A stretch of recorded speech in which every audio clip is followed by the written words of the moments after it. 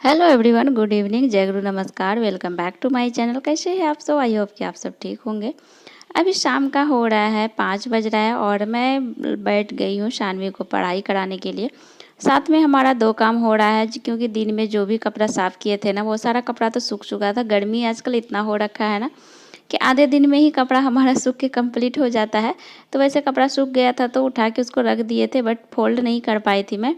तो अभी शाम के टाइम में बैठ गई हूँ सानवी को लेकर के, उसको पढ़ाई भी करा रहे हैं, उसको बैठ करके बता भी दे रहे हैं। अगर बच्चे को कुछ बता के नहीं दो ना तो खुद से नहीं कर पाते हैं, और ख़ास तौर पे जब बच्चे जब बहुत छोटे हो ना तो तब तो और भी ज़्यादा ध्यान देना पड़ता है।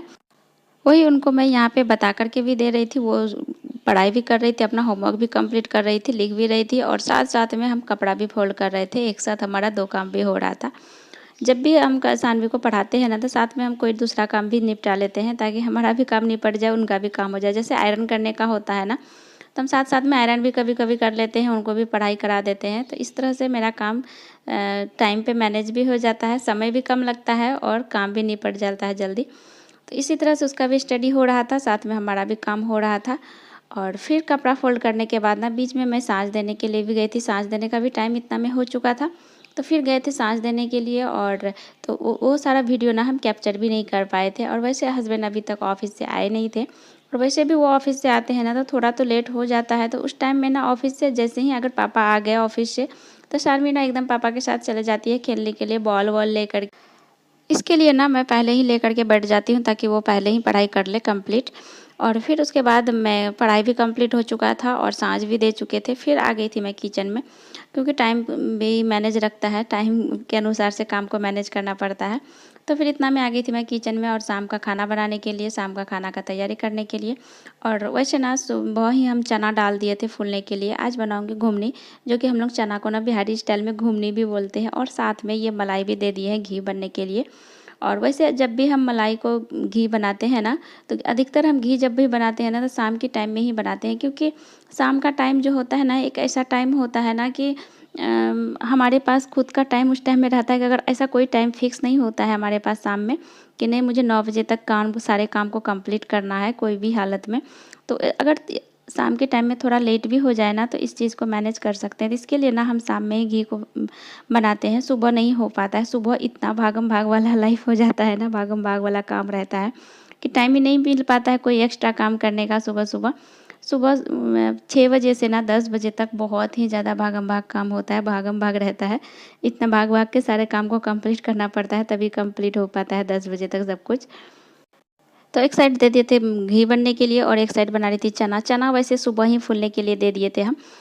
वो कहते हैं ना कि सुबह की तैयारी ना हमें शाम में ही करना पड़ता है, और शाम का तैयारी हमें सुबह में ही कर लेना पड़ता है, कि शाम में क्या बनाऊंगी उसका तैयारी मुझे सुबह ही सोच लेना पड़ता है। आज सुबह में जब नाश्ता बनाए थे तभी ही हम सोच लिए थे कि आज रात में मुझे चना और रोटी बनाना है, तो इसी के लिए चना फूलने के लिए डाल दिए थे। और आज बना रही हूँ मैं कुकर में घुगनी और रोटी। तो हमारे बिहार में तो घुगनी और चना और पकोड़ा, ये सब चीज़ तो बहुत ही ज़्यादा फेमस है, बहुत ही चाव से सब खाते हैं। और मूढ़ी के साथ भी हम लोग खाते हैं इसको बहुत ही अच्छे से।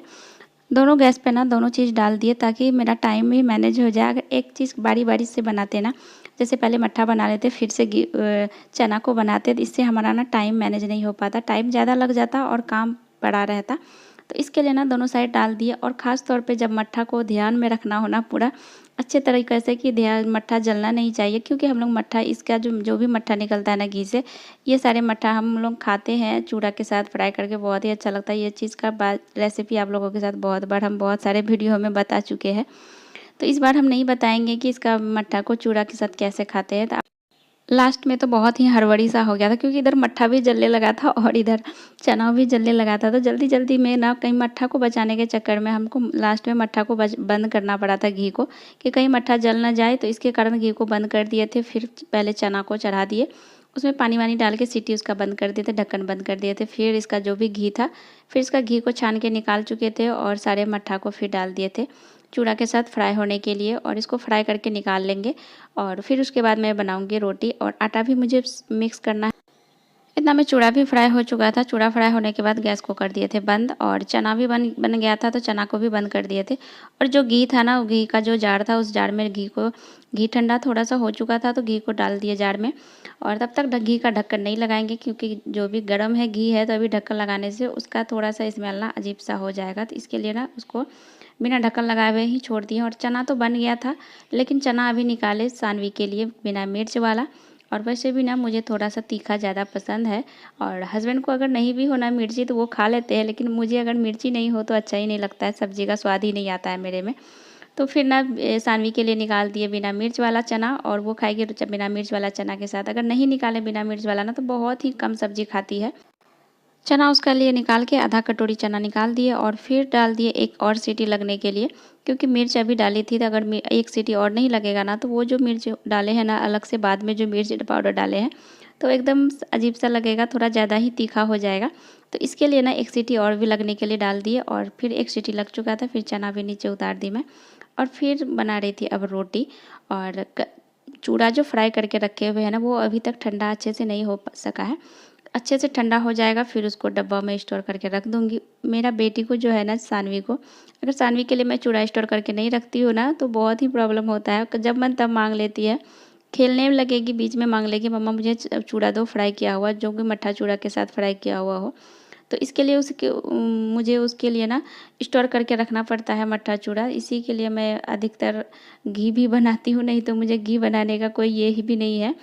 फिर सारा कुछ हो चुका था तो उसके बाद चले गए थे सीधे हम लोग खाना खाने के लिए। पहले सारा कुछ बनने के बाद खाना वाना खा चुके सब मिलके। फिर खाना खाने के बाद ही आई थी मैं किचन में, किचन की साफ़ सफाई करने के लिए। वैसे भी गैस गर्म था, तो वैसे भी माना जाता है कि गर्म चूल्हा को साफ़ नहीं करना चाहिए। बहुत सारा कुछ होता है वास्तुशास्त्र के अनुसार ऐसा कुछ वैसा। तो इसके लिए ना गैस को साफ़ नहीं किए थे, चले गए थे पहले खाना खाने। खाना खा चुके उसके बाद आ गई थी मैं किचन में फिर से। और वो कहते हैं ना कि सुबह जो होता है ना, सुबह की तैयारी ना हमें रात से ही करनी पड़ती है। तो वही तैयारी कर रही हूँ, अभी सुबह की तैयारी करने बैठ गई। किचन की साफ़ सफाई सारा कुछ हो चुका था। उसके बाद ना हम बैठ गए थे साग तोड़ने के लिए। ये साग ना कल मैं बनाऊँगी।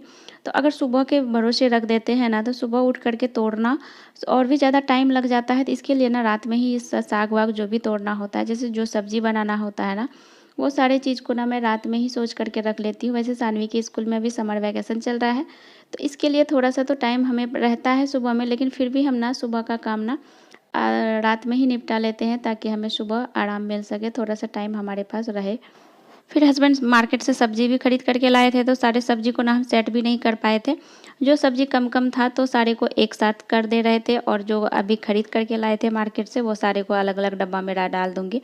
इसमें डाली हूँ मैं कच्चा आम, जो कि कभी-कभी हम सब्ज़ी बनाते हैं या चटनी-वटनी बना कर के खाने के लिए। कच्चा वाला आम और नींबू और टमाटर जो कि बचा-बचा था, जो कम-कम था, तो वो सारे को एक डब्बा में डाल दिए।